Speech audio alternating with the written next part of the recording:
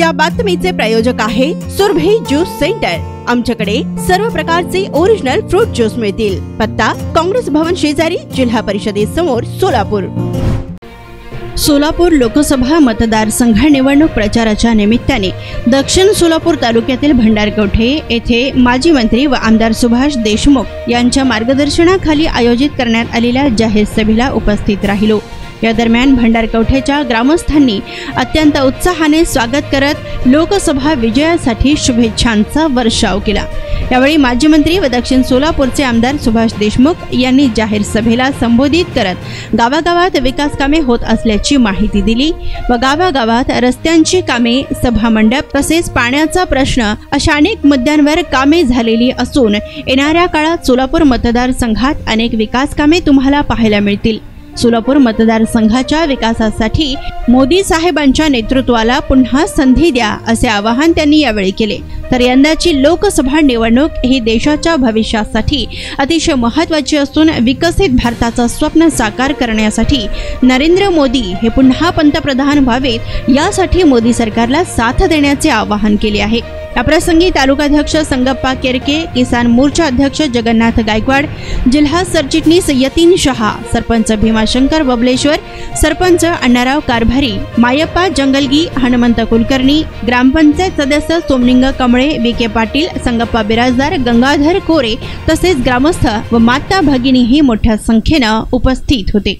नारायण घंटे, लोकप्रधान न्यूज, भंडारकवठे।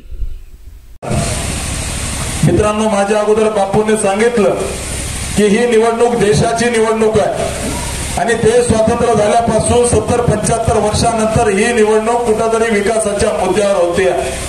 मित्रांनो, ही निवडणूक अशा काळामध्ये होती आहे, तुमचं आणि आमचं भाग्य आहे की या ठिकाणी 500 वर्षाचा कलंक लागलेला त्या ठिकाणी अयोध्येमधलं राम जन्मभूमीच्या जागेवरती प्रभू रामाचं मंदिर होत आहे, त्यावेळेस ही निवडणूक होते। मित्रांनो, तुमचं आमचं भाग्य आहे, तुमची आमची पिढी त्या ठिकाणी भाग्यशाली आहे। ही निवडणूक त्यावेळी होते ज्या वेळेच्या हिंदुस्थानचे प्रधानमंत्री मोदीजी आहेत, ज्या मोदीजीने गोर गरीब सामान्य वंचित ओबीसी सर्व समाजाला त्या ठिकाणी मुख्य प्रवाहात आणण्यासाठी दिवस रात्र मेहनत केली, त्या मोदीजींच्या नेतृत्वात ही या देशाची निवडणूक होतीये। त्यामुळे मित्रांनो, या निवडणुकीचा आपण जर विचार केला तर या निवडणुकीची पार्श्वभूमी ही विकासाची आहे, या निवडणुकीचं भविष्य हे विकासाचं आहे। या निवडणुकीचं त्या ठिकाणी जर भविष्याचा विचार केला तर त्या ठिकाणी राष्ट्रीय सुरक्षेला धरून ही निवडणूक होते। मित्रांनो, आपण जर विचार केला 2014 पूर्वी तर मोदीजी म्हटले होते ना खाऊंगा ना खाने दूंगा।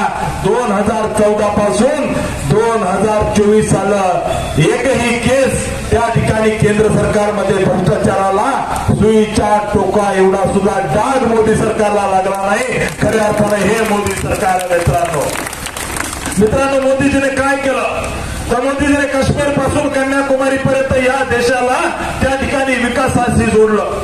या सोलापूर जिल्ह्यामध्ये सोलापूर विजापूर, सोलापूर हैदराबाद, सोलापूर पुणे, सोलापूरच्या वेगवेगळ्या भागामध्ये विकासाची गंगा नेण्याचं काम केलं।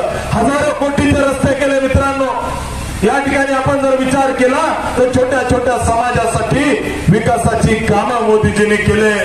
मित्रांनो, कधी काळी आपण पाहिलं होतं की श्रीमंतांच्या घरामध्ये गॅस असतो, गोर गरिबाच्या घरामध्ये गॅस देण्याचं काम मोदीजीने केलं। याचे अनेक उदाहरणं सांगता येतील। राजीव गांधी सांगायचे, राहुल गांधीचे वडील, की मी दिल्लीतून 1 रुपया सोडतो आणि खाली सामान्यांच्या खात्यावरती 15 पैसे जातात। आज दिल्लीतून मोदीजी 6000 रुपये दिल्लीतून पाठवतात आणि आपल्या भंडारकवठ्यामधल्या शेतकऱ्याच्या खात्यावरती 6000चे 6000 जातात। ही मोदीची गॅरंटी आहे। मित्रांनो, 2014ला ज्यावेळेस मोदीजींच्या हातामध्ये देश आला त्यावेळेस 2G पेट्रोल सारखा घोटाळा, त्या ठिकाणी कोल स्कॅम, मोठमोठे घोटाळे झाले। हजारो कोटी रुपये गोरगरीब भारतीयांच्या घरामध्ये विकासाची गंगा आणण्याच्या ऐवजी या काँग्रेसच्या नेत्याची घरं बनली। मित्रांनो, विसरून चालणार नाही। या दक्षिण मधून आमदार झालेले शिंदे साहेब आपल्या हिंदूंना दहशतवादी म्हणले, हे इथला हिंदू कदापि विसरणार नाही। मित्रांनो, विचार करावा, स्वतःच्या आईचं देहांत झाल्यानंतर काही तासामध्येच काही त्या ठिकाणी मिनिटामध्येच कामाला सुरुवात करतात. मित्रांनो, हे मोदीजींचं प्रेम हे भारतीय कधी विसरू शकत नाही. मित्रांनो, आपल्याला विचार करावा लागेल. मित्रांनो, विचार करावा लागेल. कुठं त्या ठिकाणी रोबोट सारखे चालणारे मनमोहन सिंग आणि या देशाला पुढे घेऊन जाणारे मोदीजी याचा विचार करावा लागेल. मित्रांनो, माझ्यासारखा सामान्य परिवारात जन्माला आलेल्या कार्यकर्त्याला मोदीजीने या लोकसभेमध्ये उमेदवार केला. मित्रांनो, या ठिकाणी मी सामान्य परिवारात आलो आहे. माझी उमेदवारी डिक्लेअर झाल्यानंतर समोरच्या काँग्रेसच्या लोकांनी माझ्या गरिबीची चर्चा केली. माझ्या गरिबीची चर्चा केली. माझ्या आईचे, स्वर्गीय आईचे फोटो व्हायरल केले. माझ्या वडिलांसोबतचे त्या ठिकाणी व्हायरल केले. मी गरिबाच्या घरात जन्माला आलो. मी इंजिनियर आहे. माझ्या गरिबीची चर्चा केली. गरिबी म्हणून मला हिनवलं. या जिल्ह्यातील काही नेत्याने माझी चर्चा केली. मित्रांनो, मी तुम्हाला एकच सांगतो, मी गरिबाच्या घरात जन्माला आलोय, पण मी स्वाभिमानाने जगणारा कार्यकर्ता आहे. मी संघर्ष करून इथपर्यंत आलोय. ठीक आहे, मी समोरच्या उमेदवारांसारखा, ताईसारखा मुख्यमंत्र्याच्या पोटी माझा जन्म झाला नाही. एका ऊसतोड कामगाराच्या घरात जन्म झाला आहे. मित्रांनो, मी काम करणारा कार्यकर्ता आहे. या भंडारकवठे गावातील अनेकांचे नातेवाईक माळशिरस तालुक्यामध्ये पुढाऱ्यांना कोणी विचारेल, परंतु तुम्ही सामान्य जनतेला विचारा, या राम सातपुतेने सामान्य जनतेसाठी कशा पद्धतीने सेवा केली. मित्रांनो, मी माझ्या तालुक्यामध्ये 3000 पेक्षा जास्त लोकांचे ऑपरेशन केले. या ठिकाणी ज्याच्याकडे एक उपाय नव्हता अशा गोर गरीब लोकांना अँब्युलन्स सकट बिल देऊन पुणे मुंबईतल्या पंचतारांकित असणाऱ्या हॉस्पिटलमध्ये गोर गरिबांचे ऑपरेशन केले. म्हणून मला भारतीय जनता पार्टीने उमेदवारी दिली. मित्रांनो, मी आमदार असताना मला भेटायला कधी पीए लागला नाही. त्यामुळे मला भारतीय जनता पार्टीने या सोलापूरमध्ये उमेदवारी दिली. मित्रांनो, मी आमदार असताना सामान्य गोर गरीब वाड्या ताऱ्यावरचा छोटा छोटा समाज बांधव, ज्याचं सामाजिक अस्तित्व फार मोठं नाही, अशा गोर गरीब कुटुंबातील लोक मला थेट भेटू शकत होते. म्हणून मला भारतीय जनता पार्टीने या सोलापूर लोकसभेमध्ये उमेदवारी दिली. मित्रांनो, माझे आई वडील आमदार, खासदार, मंत्री, माजी मुख्यमंत्री नव्हते. या सोलापूर जिल्ह्यामध्ये सिद्धेश्वर कारखाना असेल, दामाजी कारखाना असेल, या ठिकाणी ऊस तोडायचं काम केलं. माझ्या आई वडिलांनी या मातीमध्ये घाम गाळलाय. माझ्या आई वडिलांनी या मातीमध्ये रक्त सांडलंय. मी तुमच्या सगळ्यांना विश्वासाने सांगतो, मला मतदान म्हणजे मोदींना मतदान आहे. मी मोदींचा कार्यकर्ता म्हणून मला या ठिकाणी उमेदवारी दिलेली आहे. एक कार्यकर्त्याला उमेदवारी भारतीय जनता पार्टीने दिली. मित्रांनो, यांच्या पप्पांना 2दा या सोलापूरकरांनी हरवलं, आई साहेबांना एकदा हरवलं आणि 4थ्यांदा हे उभा राहिले. मित्रांनो, मला विश्वास आहे या सोलापूरची जनता यांना पराभव केल्याशिवाय यावेळेस सुद्धा राहणार नाही, कारण मोदीच्या गॅरंटी सोबत इथली जनता आहे. मित्रांनो, आपल्याला विचार करावा लागेल. मित्रांनो, ही निवडणूक देशाची आहे. आम्हाला उमेदवारी भेटली त्यावेळेस आम्ही भारतीय जनता पार्टीचा झेंडा आमच्या मिरवणुकीमध्ये होता. आम्ही फॉर्म भरायला गेलो, त्या ठिकाणी हजारो लोकांच्या उपस्थितीमध्ये आम्ही फॉर्म भरला, परंतु आमच्या मिरवणुकीमध्ये मित्रांनो हिरवा झेंडा फडकला नाही. आमच्या मिरवणुकीमध्ये हिरवा झेंडा फडकला नाही. आम्ही आमच्या भारतीय जनता पार्टीचे आणि आमच्या महायुतीच्या घटक पक्षाचे झेंडे फडकवले. मित्रांनो, सोलापूरकर हे कधीही विसरणार नाही. फॉर्म भरायला जाताना त्यांनी त्या ठिकाणी रथावरून हिरवे झेंडे फडकवले. हे सोलापूरकर कदापि विसरणार नाहीत. मित्रांनो, विसरणार का? हे विसरणार नाही. मित्रांनो, त्यामुळे येत्या काळामध्ये आपल्याला उत्तर द्यावं लागेल. ही निवडणूक मोदींची आहे. ही निवडणूक त्या मोदीजींची आहे ज्या मोदीजीने या जिल्ह्यामध्ये रस्ते बांधले, मोदीजींनी राम मंदिर बांधलं. काँग्रेसने एक काळ होता, बापू आपण तर अतिशय ग्राउंडवरून आलेले कार्यकर्ते आहात, एक काळ होता काँग्रेसचा, त्यावेळेस भारतीय जनता पार्टीची 1980 ला स्थापना झाली आणि 1984च्या लोकसभेच्या निवडणुकीमध्ये त्या ठिकाणी भाजपाचे 2 खासदार निवडून आले.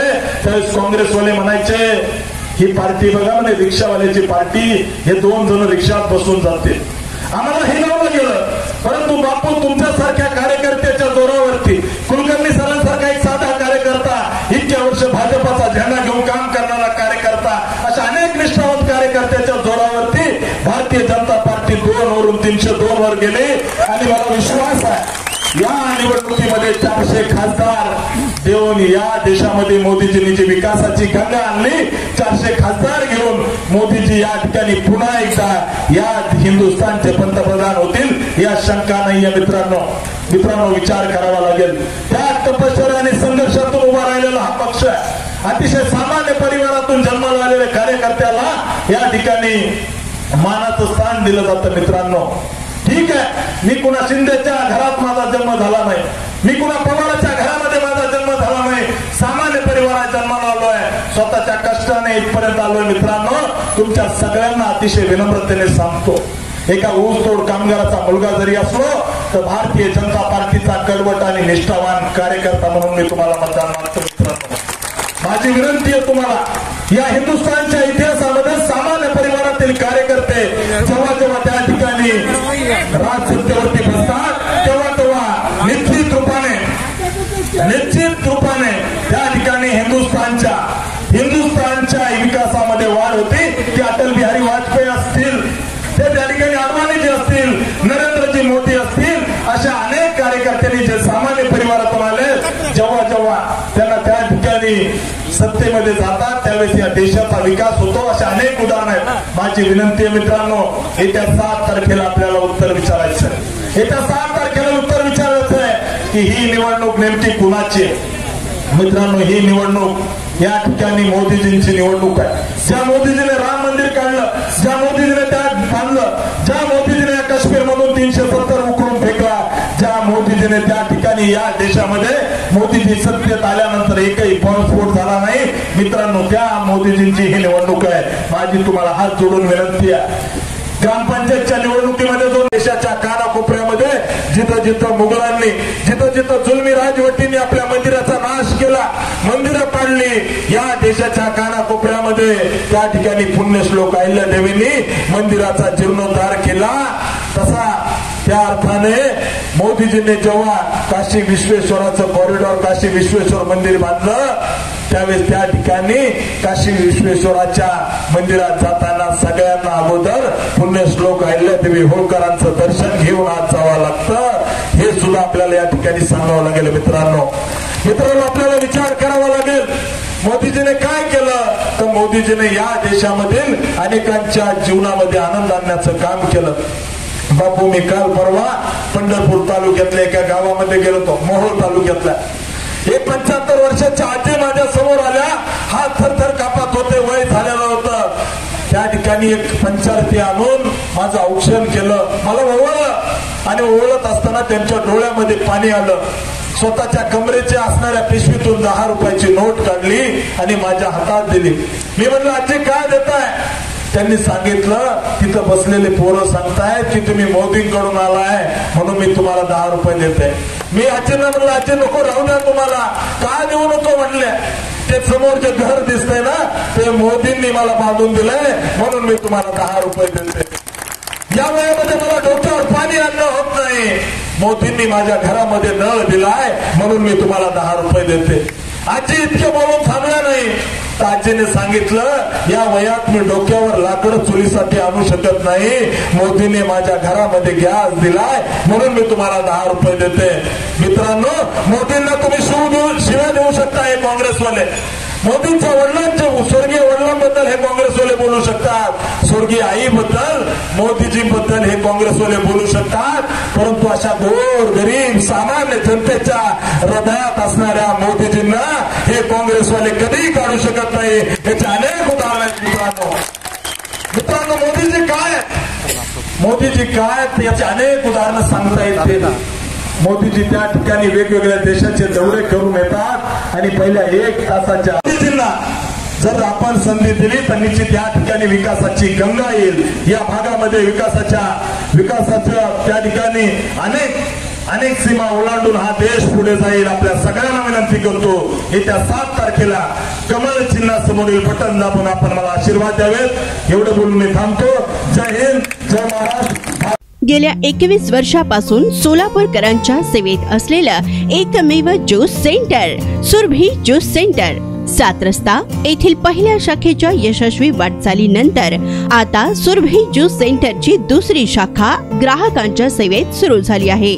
खास ग्राहकांसाठी स्पेशल सीताफळ, स्पेशल रामफळ, स्पेशल खजूर, स्पेशल अल्फान्सो मँगो, स्पेशल अनार, लीची, blueberry, chocolate, cold coffee, Oreo cold coffee, dragon special, special kiwi, mix fruit chaat व खास उन्हाळ्यात स्पेशल आमरस मिळेल। पार्सलची सुविधा, विविध पार्टींचे ऑर्डर्स हे स्वीकारले जातील। ज्यूस पिण्यासाठी खास फॅमिलीसाठी स्वतंत्र व्यवस्थाही। स्वस्त आणि चवीला मस्त सुरभी ज्यूस सेंटरची टेस्ट। सर्व प्रकारचे ओरिजिनल फ्रूट ज्यूस मिळण्याचे एकमेव ठिकाण सुरभी ज्यूस सेंटर। पत्ता काँग्रेस भवन ऑफिस, जिल्हा परिषदेसमोर, सोलापूर।